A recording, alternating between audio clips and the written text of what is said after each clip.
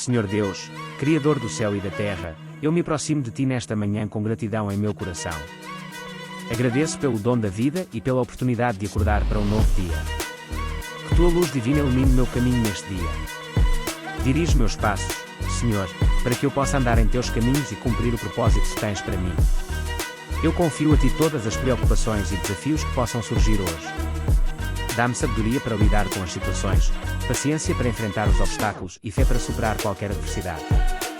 Que Teu amor e graça encham meu coração e transbordem para todos ao meu redor. Ajuda-me a ser uma bênção para os outros e a refletir Tua luz em todas as minhas ações. Senhor, abençoa minha família, amigos e todos aqueles que cruzarem o meu caminho hoje. Guarda-nos, protege-nos e guia-nos conforme a Tua vontade. Eu entrego este dia em Tuas mãos, confiando que, com Tua presença, posso enfrentar qualquer desafio. Que Tua paz reine em meu coração e que eu esteja sempre consciente da Tua bondade e graça. Em nome de Jesus, eu oro. Amém.